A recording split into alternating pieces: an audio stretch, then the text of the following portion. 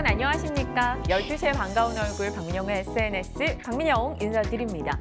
우리가 살아가면서 인생의 목표들을 하나씩 마주하잖아요. 어릴 때, 고등학교 때만 해도 졸업해서 대학생 돼야지, 좋은 대학 가야지. 대학생 때는 빨리 졸업해서 돈 벌어야지, 직장인 돼야지. 그리고 직장인이 되고 나면 빨리 승진해야지, 돈 모아서 결혼해야지. 그 이후에는 결혼하면 출산, 육아, 이런 굵직굵직한 목표와 스텝들이 우리를 기다리고 있습니다. 그런데 그 이후에는요, 막연하게 노후 준비, 아들, 딸 시집장가 보내야지 이렇게 생각하면 조금 막연하고 단기적인 의욕고취가 조금 되지 않습니다. 그런데 사람이 목표를 갖고 또 눈빛이 초롱초롱하게 다음 스텝을 생각하고 고민할 때 활력이 돌지 않겠습니까? 여러분도 좀 단기적으로 목표를 좀 세워보시는 거 좋을 것 같아요. 그렇기 때문에 이 12시 방송을 함께 하시는 여러분들이라면 아마 주식 투자 과정에서 목표를 분명 잡고 계실 것 같은데요. 저희 박민영의 SNS 9월의 목표, 9월의 첫 거래를 말씀드리겠습니다. 9월에도 3% 수익 달성을 위해서 좀 힘차게 달려보도록 할게요. 오늘 포트 어떻게 되고 있는지 종목에 대한 의견들 궁금하시다면 지금부터 함께 하시길 바랍니다.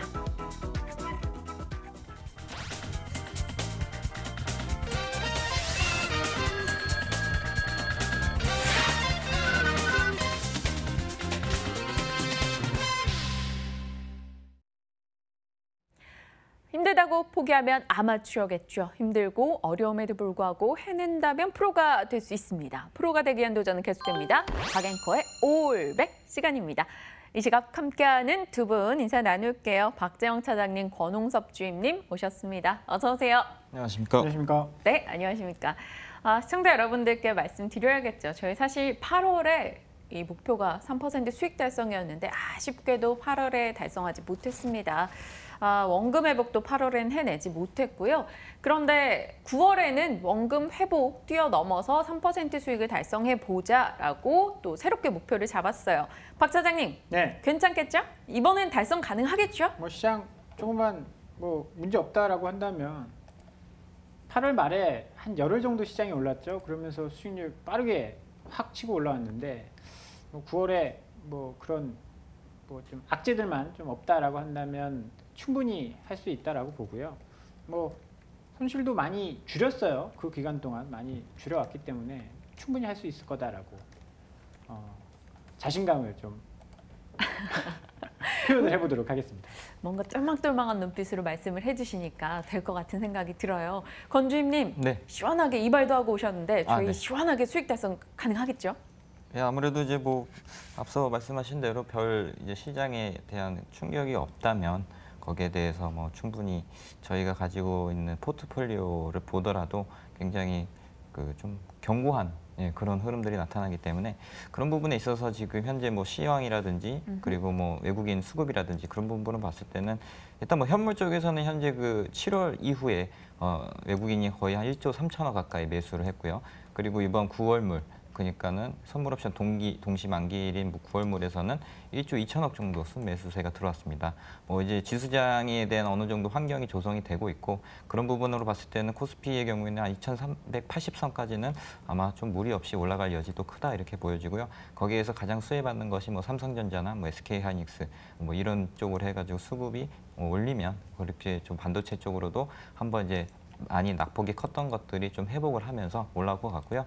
그 밖에도 이제 코스닥의 경우에는 이제 제약바이오 해서 지금 한 820선을 돌파를 해야 되는데 시총 상위에 포진되어 있는 신라젠이라든지 그런 부분들을 보시면서 제약바이오 정도도 관심 있게 봐야 된다 해가지고 우리 포트폴리오도 현재 괜찮은 이제 제약바이오와 그리고 반도체 그리고 패션 이런 부분까지 이제 있다고 가정하면 괜찮은 흐름들이 나타날 것 같습니다. 패션이 빠졌어요. 저희 FNF 팔았잖아요. 팔았나요? 팔고 금요일 날 5% 정도 올라갈 때 또 한 번 땅을 쳤었던 기억이 납니다. 물론 오늘 장은 좀 하락하고 있고요. 하지만 전 삼성전자를 산 걸 후회하지 않습니다. 지금 제 포트 보시면요.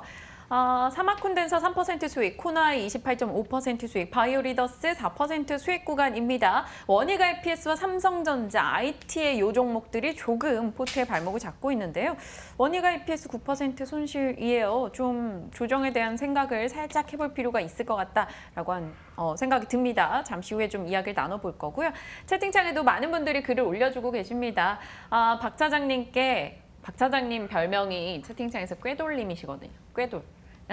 뭔가 꾀돌이 같은 이미지라고. 그래서 신대양재지 덕분에 수익 났다고, 또 따님도 수익 났다고 감사하다라고 일돌님께서 올려주셨던가요? 네, 글을 올려주셨고요.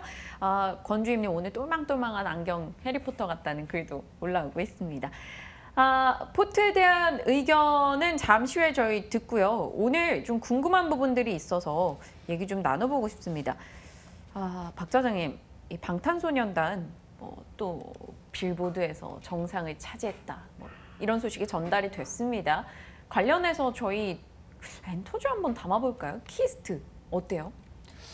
이 이슈 어떻게 판단하고 계세요? 글쎄요, 이제 전반적인 흐름은 좀 좋게 만들어질 수 있을 것 같은데 오늘은 조금 조정들을 받고 있네요. YG엔터라든지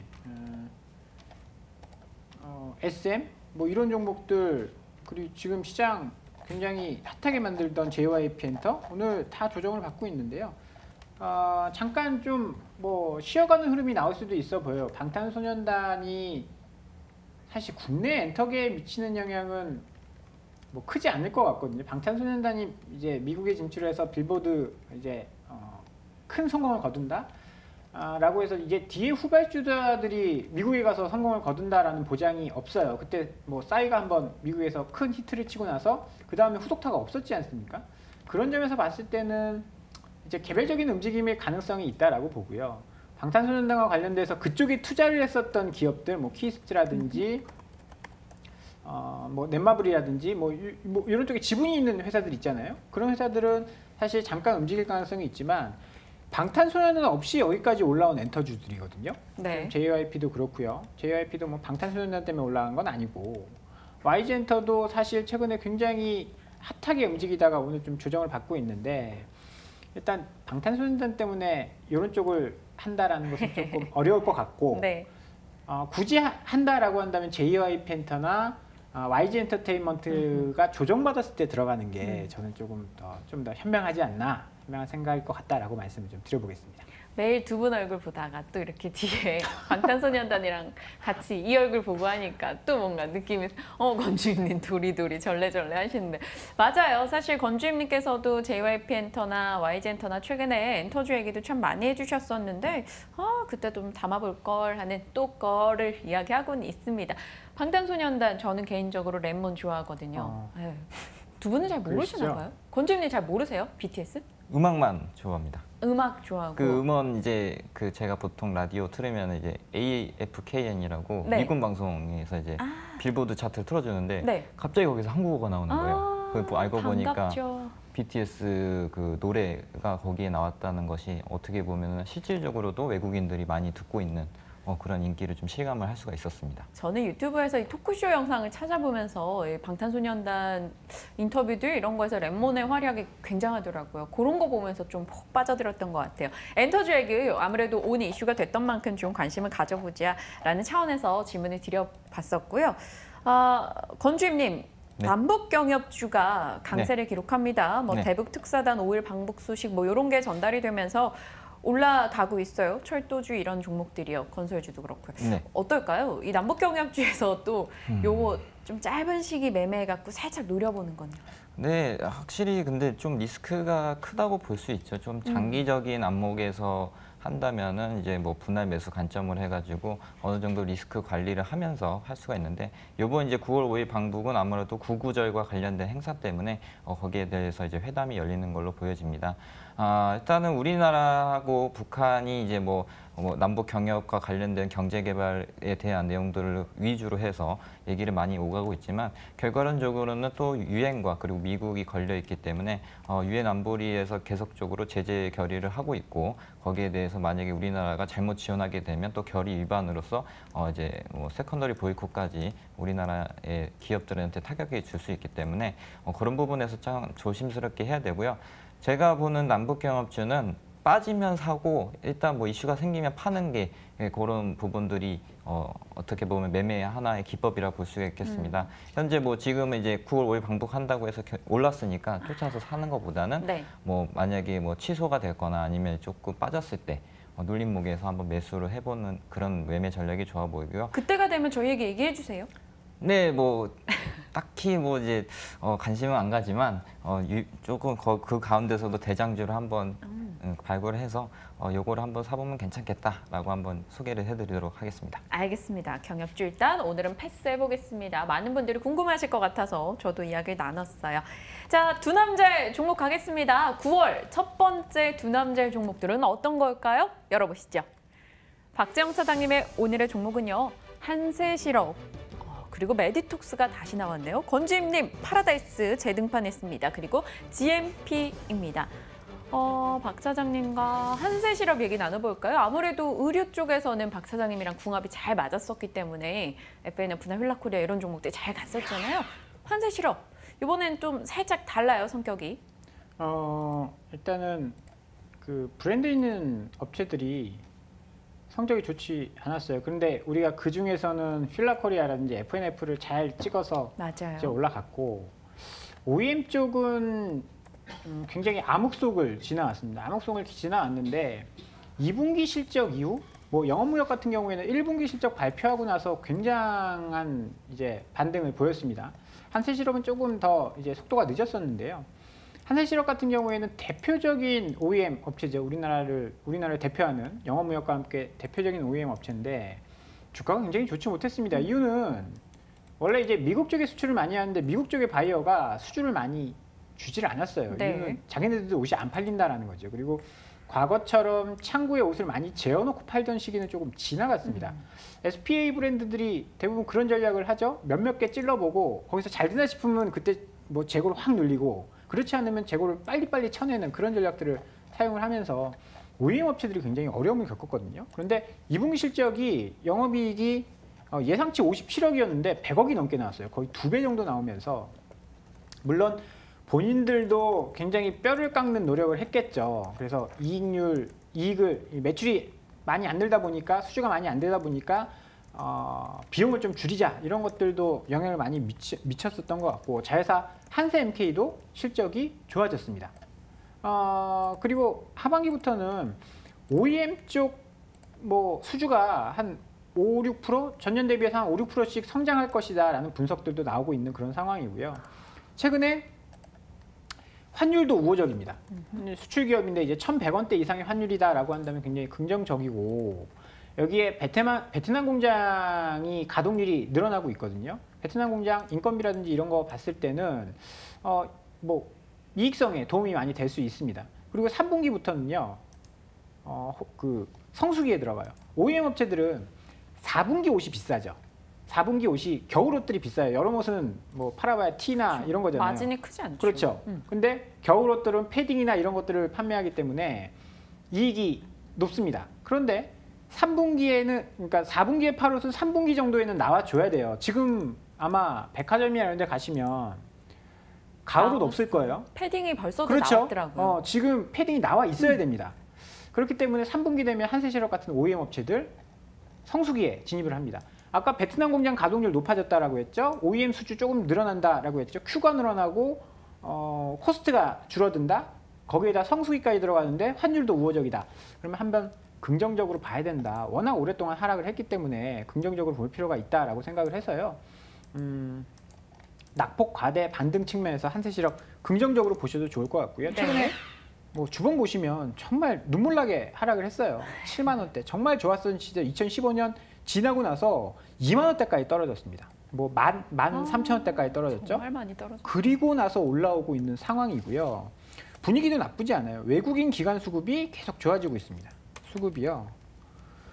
기관 쪽에서 정말 공격적으로 매수를 해 들어오고 있거든요. 보고서들이 좀 안 좋게 나왔었는데 최근 들어서 우호적인 보고서들이 좀 나오고 있어요. 미국의 우리 업체들 주가도 올라가고 있고요. 우리 업체들 주가가 올라가고 있다라는 것은 장사가 잘 된다라는 이야기거든요. 그러면 OEM 업체 수주도 늘어날 개연성이 충분히 있다라고 보고, 한세실업 저희가 의류 쪽에 좀 이제 비중이 사라졌기 때문에 관심 있게 봐도 좋을 것 같습니다. 한세실업, 뭐 최근 들어 기관 수급이 뭐 지난주 후반에는 아주 강하게 유입되기도 했었습니다. 채팅창에 딱 제가 궁금해하던 점을 거론해 주신 분이 있으세요. 영업무역이요. 박 차장님께서 영업무역을 2번 정도 이야기를 해주셨어요. 6월에 한 번, 8월에 한 번 이야기해 주셨는데 일돌님께서는 지금 수익 구간이라고는 하십니다. 영업무역과 한세실업을 놓고 본다면 지금 시점에서는 한세실업일까요? 영업무역이 조금 더 좋아 보이긴 해요. 그러다 보니까 주가가 조금 더 오른 거고 네. 덜 빠진 거고 뭐 스카시라든지 이런 턴어라운드 했는데 사실 크게 놓고 보면 영업무역이나 한세실업은 똑같다라고 봐요. 영업무역 스카시 근데 예전에는 적자였어요. 근데 이제 좀 실적이 많이 좋아진 거고 네. 한세 MK도 예전에 이제 MK 트렌드였죠. 한세 MK도 실적이 좋아지고 있잖아요. 그런 거 보면 뭐 50보 100보일 것 같습니다. 어느 쪽이 먼저 간다, 늦게 간다 이 차이일 뿐이지 최근에 영업무역이 조금 더 빠르게 움직였어요. 그런 점을 봤을 때 한세실업이 따라갈 수도 있지 않을까라고 생각을 해서 영업무역 계속 이 말씀을 드리다가 주가가 네. 어느 정도 올라서 오늘은 한세실업을 갖고 왔습니다. 알겠습니다. 권주임님의 의견이 궁금하네요. 영원과 한세실업. 우선적으로 이제 한세실업의 최근의 대차 거래를 보자면은 조금 이제 공매도 관련돼서 이제 환매가 들어오고 있습니다. 이 회사가 과거에 그 대차 거래 잔고를 보면 거의 한 1,000억 가까이 됐었거든요. 네. 근데 현재 이제 300억 원대로 떨어지는 거 보니까 이제 거의 이제 공매도에 대한 바닥, 그러니까 부담에 대해서는 어느 정도 덜었다 이렇게 보여지고요. 그 영업무역 같은 경우에도 마찬가지로 이제 500억 정도 지금 잔고가 있는데 아직까지 이제 대차 거래 증감이 최근 거래를 보자면은 지금 감소세 있다 이렇게 보시면 될 것 같고요. 그 가운데서도 이제 한세실업은 바닥권에 있기 때문에 오히려 좀 만약에 상승을 하게 되면 자본금 규모라든지 그런 걸로 봤을 때는 좀 더 탄력이 크지 않을까 해서 한세실업이 좀 더 우위에 있다 이렇게 보시면 될 것 같습니다. 알겠습니다. 종목군에 대한 영업무역 한세실업에 대한 각각 두 분의 의견을 살짝 들어봤고요. 권주임님의 다음 종목으로 가겠습니다. 다시 나왔네요. 파라다이스. 카지노 쪽. 그러게요. 많이 거론이 됐어요. 박 차장님도 얘기해 주셨고 권주임께서도 얘기를 해주셨는데 제가 왜 이 카지노 쪽 종목을 포트에 안 담았을까요? 제가 봤을 때는 앵커님이 좋아하는 종목이 섹터가 따로 있는 것 같아요. 그런가요? 네, 통신사도 빨리 팔고 2차 전지는 건드리다가 또 팔고 또 뭐죠? 그 카지노는 이제 도박이 관계돼서 그런지 잘 안 보고. 네, 잘 네. 안 보고. 근데 이제 뭐 이걸 줄여야 되는데. 근데 뭐 일단은 그 과거에 이제 자기 매매했었던 그런 종목들을 바탕으로 경험적 사실을 바탕으로 했기 때문에 그건 뭐 나쁜 게 아닙니다. 네. 근데 다만 이제 새롭게 이제 조금 시각을 가지면서 보는 관점도 조금 이제 개인 투자자분들도 좀 키워셔야지 새롭게 이제 시작을 할 수가 있다 이렇게 보시면 될 것 같은데요. 일단 그 동사는 뭐 아시다시피 최근에 그 중국인 단체 관광객 허용에 따른 거기에 대한 수혜가 나타날 것이라고 예상이 되고 있습니다. 현재 뭐 상하이를 또 수작을 해가지고 장수성까지 또 이제 허가를 받았는데요. 일단은 그 3월 이후에 우리 중국인 관광객 그 유입 수가 30만 명에서 40만 명으로 증가를 했다는 보고서가 나오고 있습니다. 그런 부분을 봤을 때는 현재 그 중국인 관광객으로 인해서 파라다이스가 카지노 부분에서 약간의 수혜가 나타날 것이다 예상이 되고 있는데 그러한 이유가 뭐냐면 현재 그 중국 관광객의 대다수 남부지방 사람들은 마카오나 홍콩을 갑니다. 그런데 이제 그 거리상 베이징하고 이제 상해에서 제일 가까운 나라가 일본하고 한국인데 네. 2시간밖에 거리가 되지 않기 때문에 그런 부분에서 빨리 도달할 수 있다 이렇게 보시면 될 것 같고요.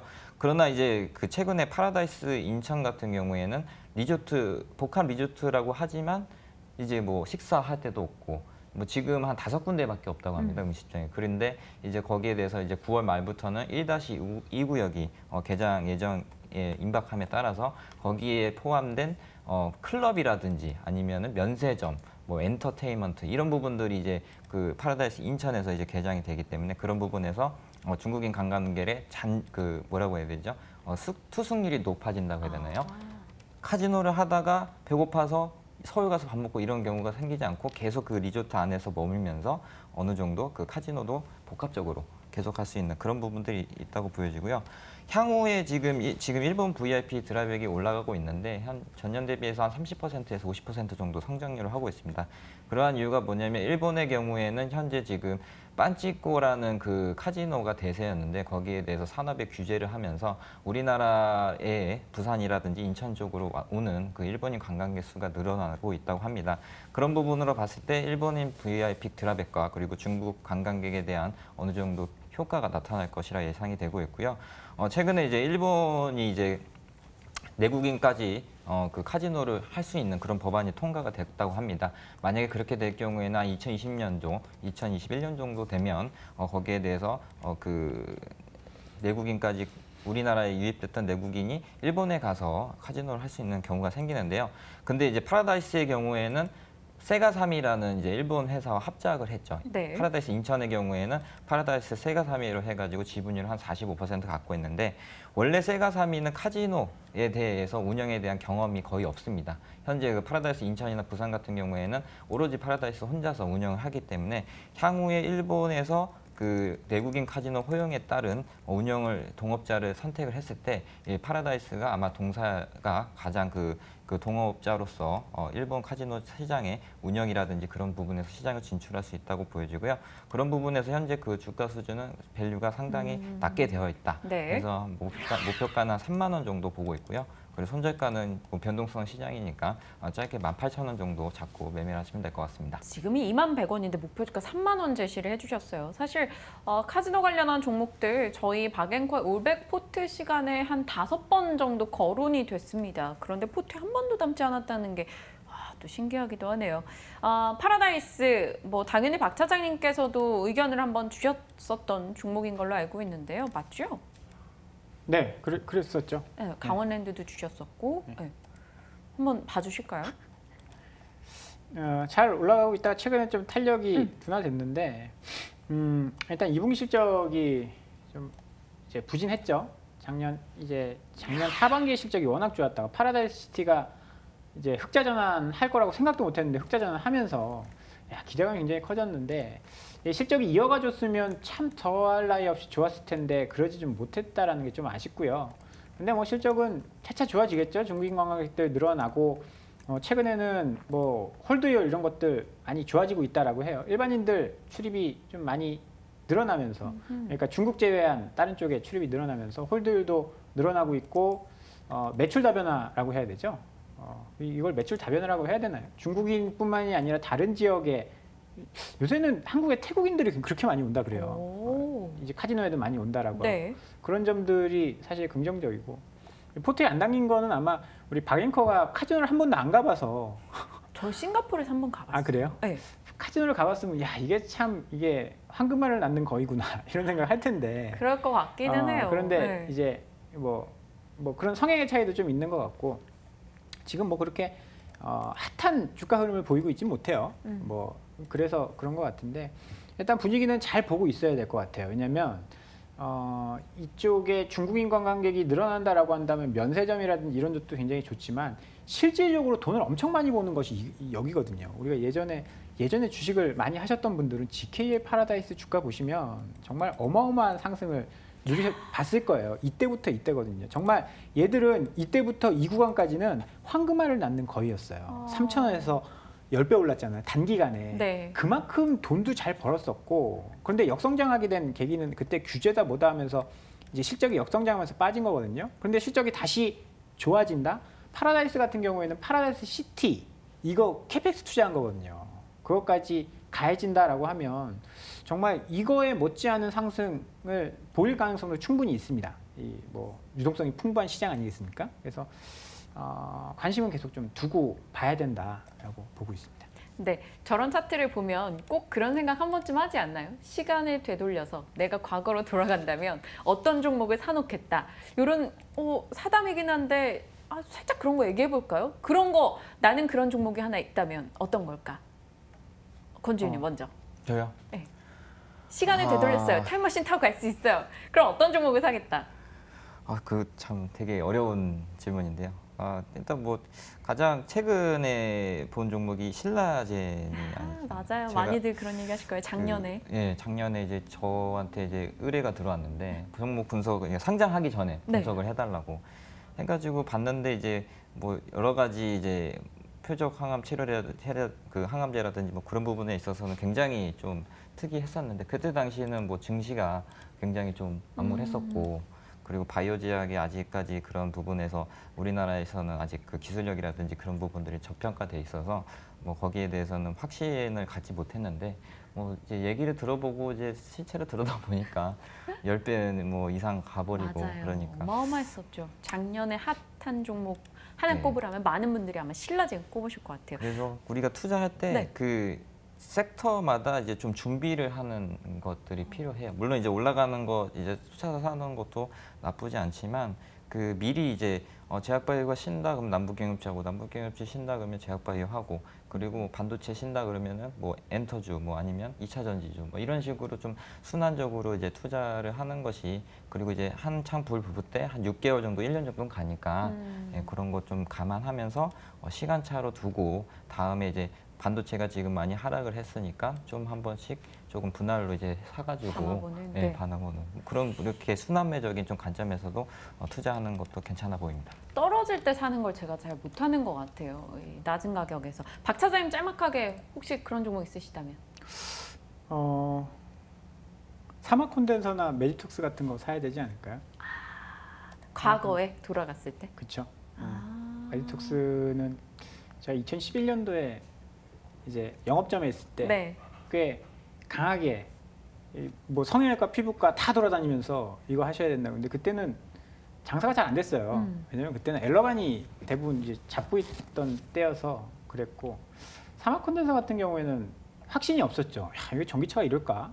제가 신입사원 때도 사마전기, 사막 콘덴서 전기차 관련주라고 엄청 막 그때 막 왔다 갔다 했었는데 정말 한 10년 지나서 포텐이 터진 것 같아요. 사막 콘덴서 네. 같은 경우에는. 그래서 오래 어떻게 보면 편견 같은 게 되게 무서워요. 제 머릿속에 사막 콘덴서는 잡주? 아 이거 전기차 테마주라는 생각이 있었는데 한 2, 3년 전부터 이제 포텐이 터지다 맞아요. 보니까 이렇게 뭐 10배, 20배 갈지 몰랐죠. 이런 얘기하니까 또 재밌네요. 시간 많으면 이런 얘기도 좀 나누고 하면 좋을 텐데요. 저라면 시계를 되돌릴 수 있다면 재작년으로 돌아가서 비트코인 사가지고 작년에 이렇게 팔고 이랬으면 또 큰 돈 벌지 않았을까요? 네, 사담입니다. 종목으로 한다면 저는 뭐 HLB, 신라젠 이런 거 딱 떠오르긴 하네요. 많은 분들이 의견 올려주세요. 한미약품 있습니다. 뭐 휴젤 있고요. 뭐 삼성전자죠. 라는 의견들도 다양하게 올라오고 있습니다. 얼결에 시간 요렇게 써가지고 또 다음 종목 타이트하게 가야겠네요. 박 차장님 메디톡스를 들어야 하는 순서인가요? 네, 그쵸? 그래야죠. 제 순서까지 아리송하네요. 네, 메디톡스 얘기해 주시죠. 저희 손 붙잡고 보톡스 맞으러 가면 할인받는다고 뭐 이런 얘기했던 그게 메디톡스죠? 예전에 이제 그런 얘기를 했는데 제가 예전에 이제 보톡스에 대해서 워낙 관심이 많아서 한 7, 8년 됐네요.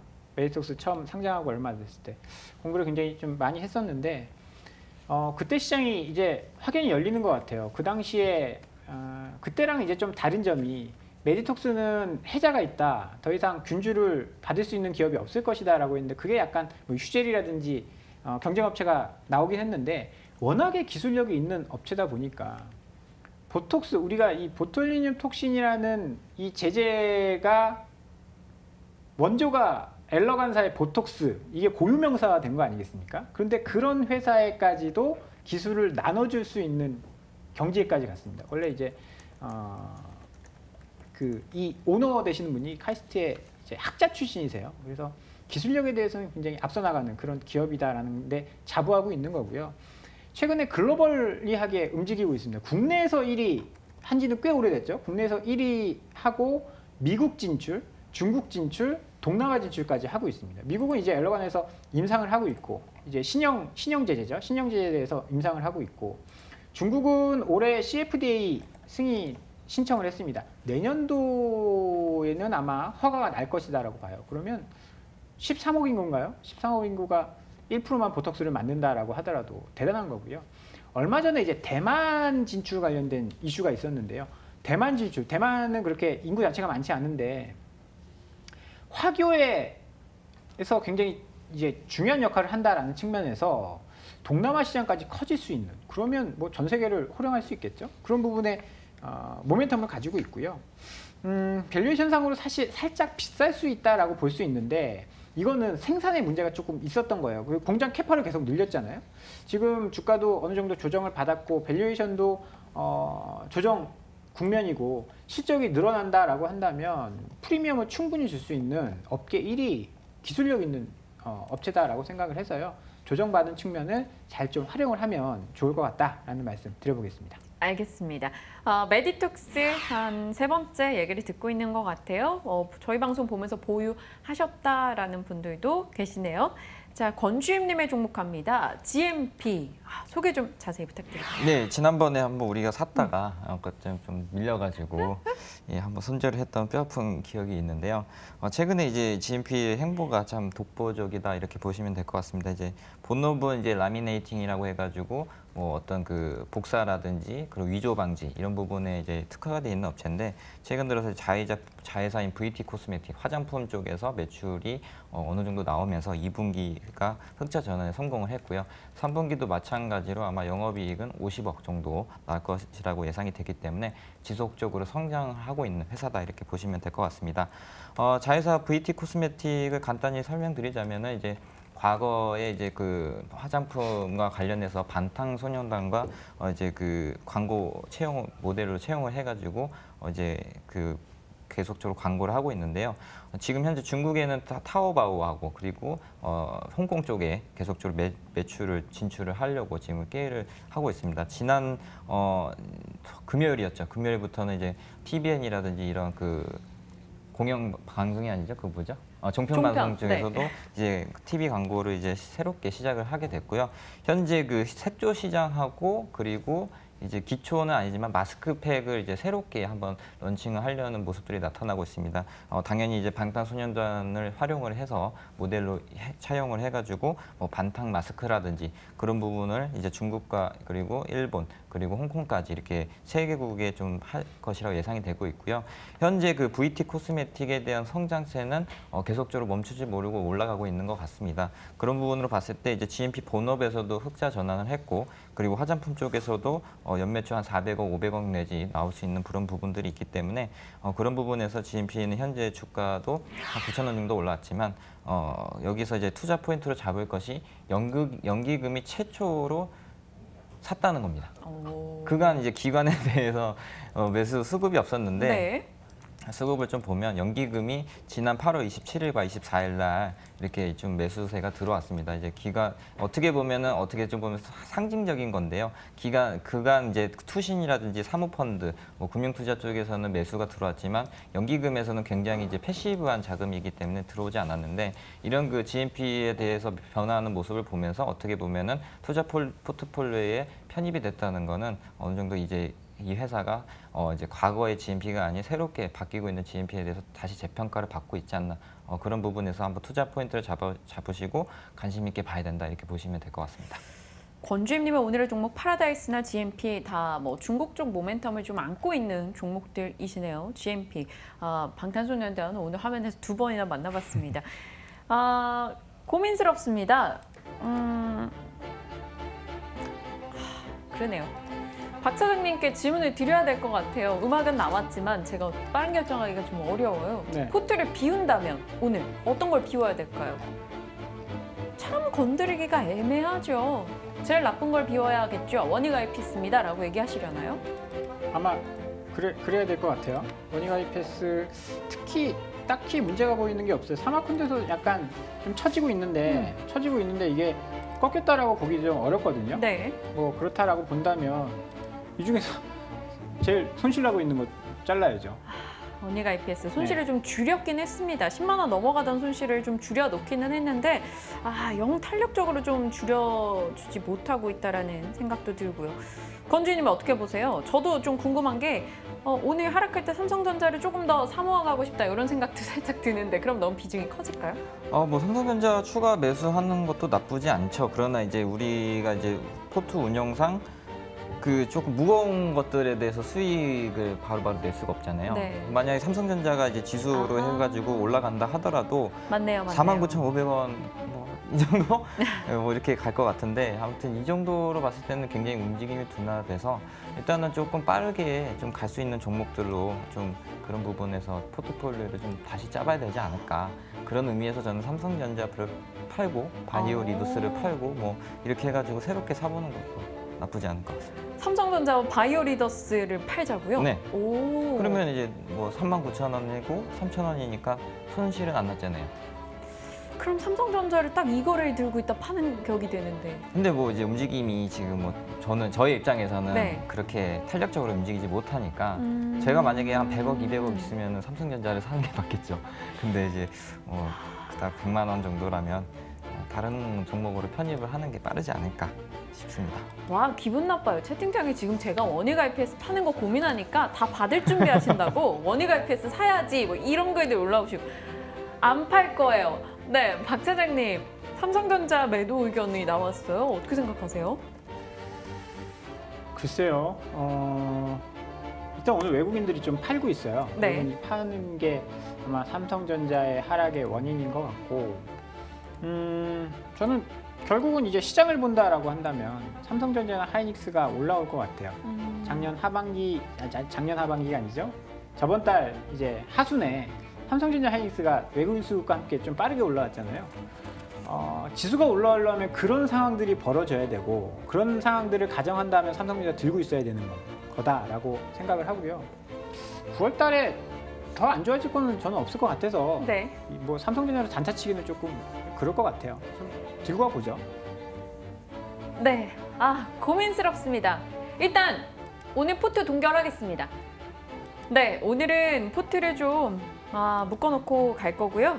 사실 GMP 그리고 메디톡스 좀 얘기 들으면서 갈팡질팡했어요. 메디톡스 특히나 왠지 담고 싶다라는 생각도 많이 들었고요.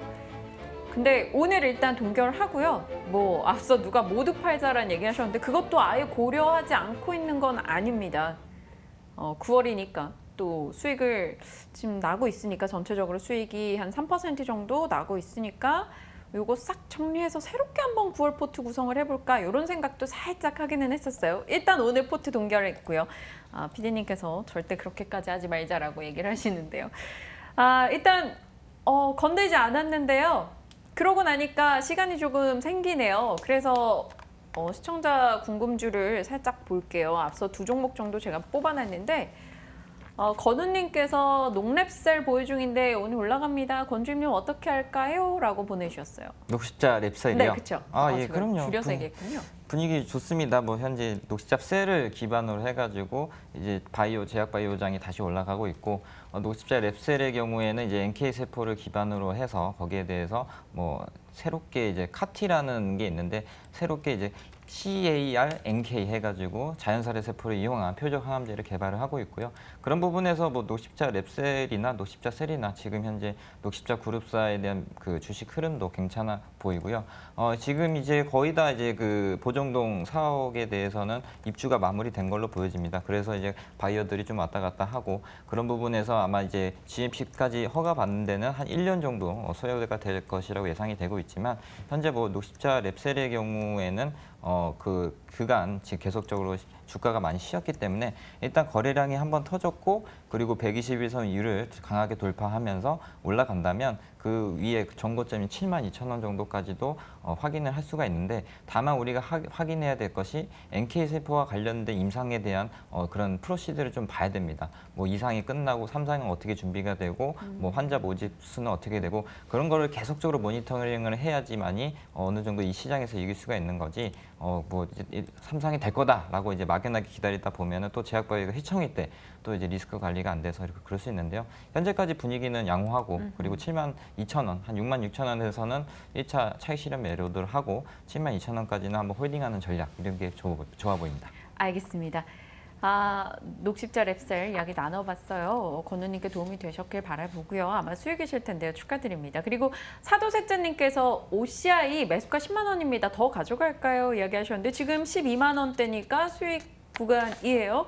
OCI로 수익 나신 분들 흔치 않은데 박 차장님 얘기해 주실까요?